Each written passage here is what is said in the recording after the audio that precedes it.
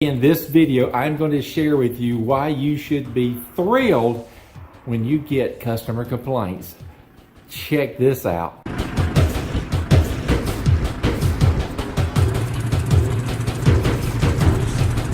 All right, thrilled about customer complaints? Joey, that makes no sense.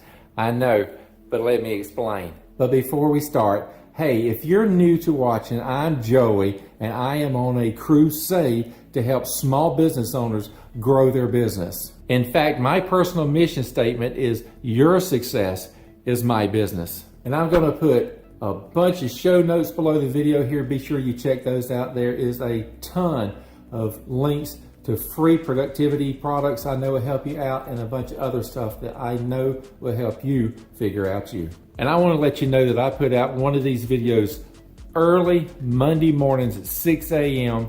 and every second and fourth Thursday of the month.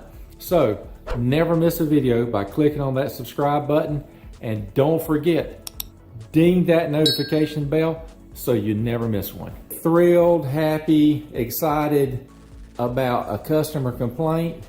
Yes, I have been on the receiving end of customer complaints before. Boy, oh boy, do I have some stories that I could share with you, but that's for another video.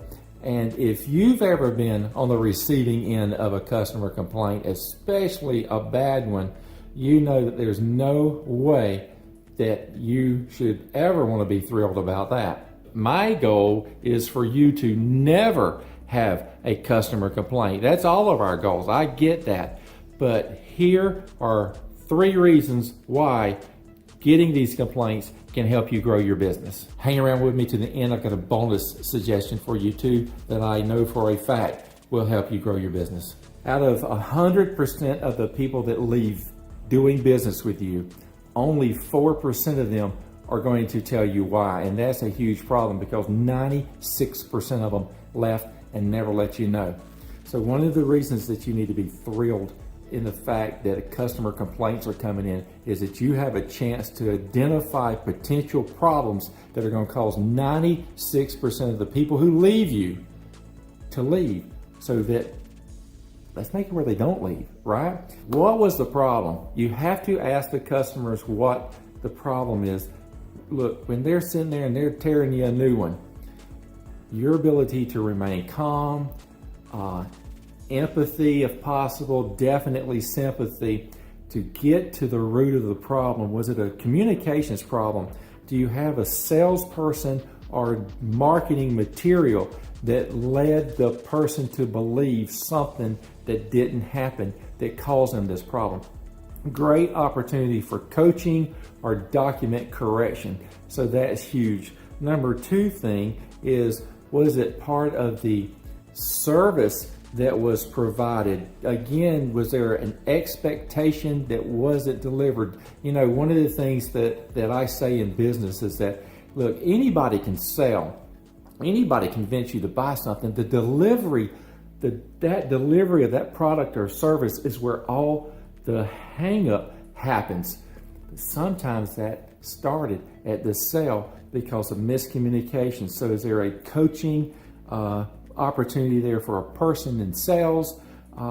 Is there a person that needs to be coached up or coached out? Is it an employee problem? You need to identify that too. And you also need to find out, was it a product problem? If it's a product problem and you're reselling, you didn't correct it, then you need to have a real fast conversation with the vendor to find out what's going on. Is this multiple problems with this product, or was this a one-off and maybe it was a change out? Now I need to work with them to get my money back and swap this product out. Or if you're the manufacturer of the product, additionally to selling it, you need to work on fixing your product production process to eliminate these errors.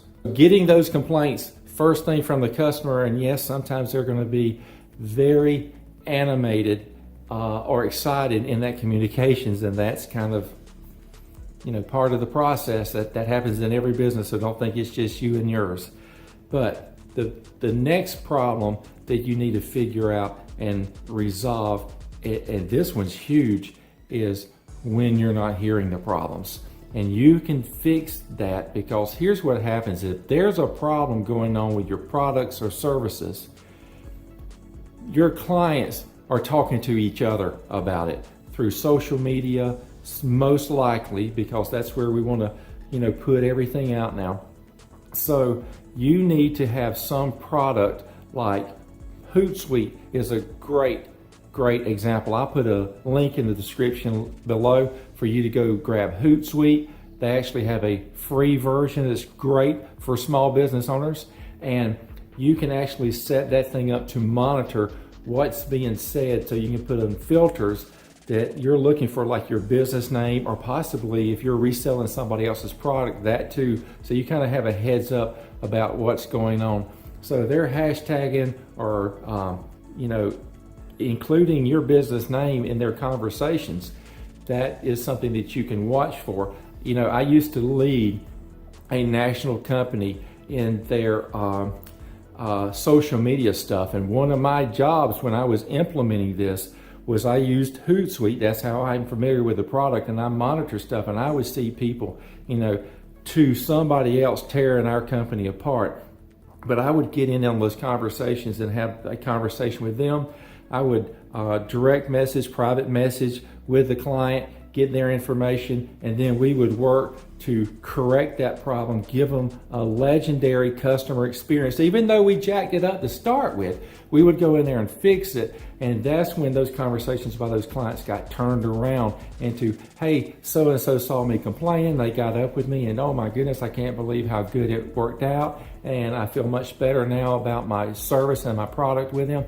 So what you don't hear is another area. And look, no matter how small a business that you have, no matter how rural America you live, you still need to maintain your brand and oversee what's being said about it. And if it's negative, you need to correct it. And if it's positive, you need to be grateful and thank those people who are promoting your services. Finally here, one of the things that you really need to implement in your business to discover the negatives about your business is you have got to survey your customers. If you are not asking them questions, if you're not following up with them and asking them how the product is working, how is it going, what could we do better? And I don't mean by taking the time at the end of the transaction, say, if you have any questions, let me know. But you know what? If they're upset, they're probably not going to do that. Remember, 96% that leave are just going to leave. And when they leave, they're not going to talk happy about you. You need to proactively take leadership and proactively communicate with your clients and find out how you're doing. And look, whether it's SurveyMonkey or Survey Gizmo, some form of survey like that, and I'll put a link in the description below for both of those services. Both offer a free product that you can use, again, perfect for small business owners, where you can reach out to your customers, get feedback from them, and find out what's going on. You need to know where you need to be uniquely better, remove the friction, fix these challenges for your customers.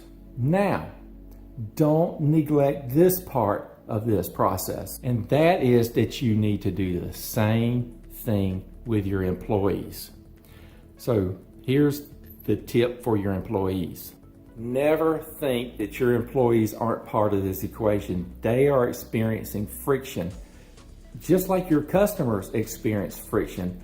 Something could be going on internally, and I'm going to tell you from decades of experience, a lot of times the employees are experiencing this friction, these problems, this stuff that's hindering their success, and they never let anybody know about it.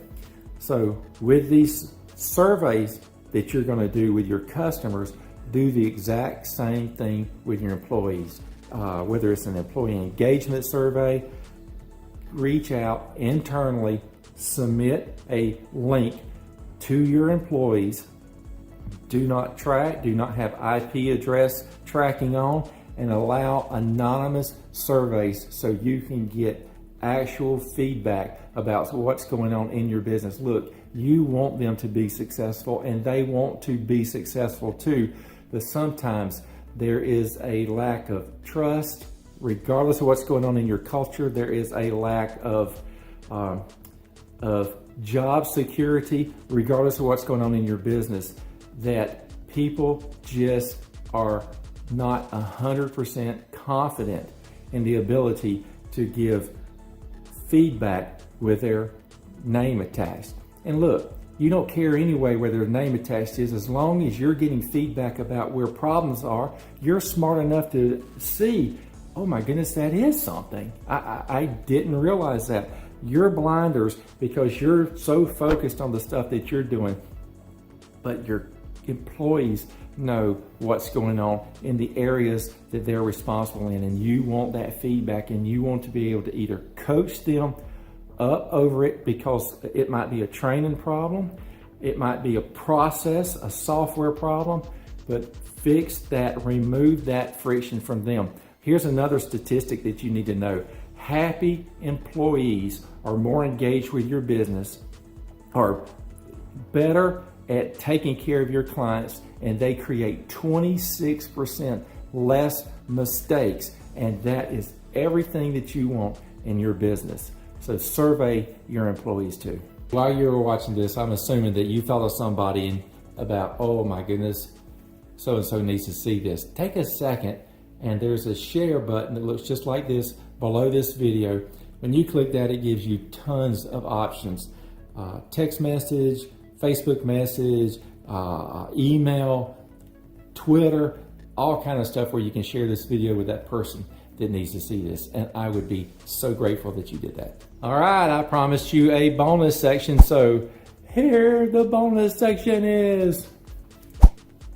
Okay, so the bonus section for you, man, this is a good one, and I will tell you, it is tied back to the survey process, and this is what that is. Implement the NPS, the Net Promoter Score survey and process into your surveys. It is a great way to find the temperature of your customers to whether they're thinking about leaving you and going to somebody else or not. And you need to know this information. Here's another piece of this information too. You can get specific NPS scores on your employees if you have a way of tracking who helped that person, who was a technician maybe out there, who was your in-store person. Be specific in your email. Did so-and-so do a good job on a scale of 0 to 10? Would you recommend them helping out your friend or neighbor or family member? So make sure you implement NPS into your survey things. And here is another important number that you want, and that is customer effort score. Anytime that somebody's reached out to you, especially when they're reporting problems, and that's what we're talking about here, in your survey after the process has been fixed, include a customer effort score in that survey question. You want to track how your business is doing that. NPS scores, customer effort scores. You cannot manage your business if you don't measure how you're doing, and these are great ways of measuring how your business is doing. So make sure to take the time to include those. Bonus tip that you really want to implement. This has been a great conversation. I hope you've got something out of it. Hey, do me a favor, take a moment and go down in the comment section below. And here's my question to you this time. What's the toughest customer complaint that you've ever experienced? I would love to hear that story and how you resolved it. So take a second and share that with us. I'd love to have a conversation with you about it. I hope this stuff has helped you out. You really need to focus on taking care of the customers, especially working through the complaints and using these to grow your business. Hey, if there's any way that I can help you, here's a link to the website right here. Click on that, go down to the bottom. There's a contact me section.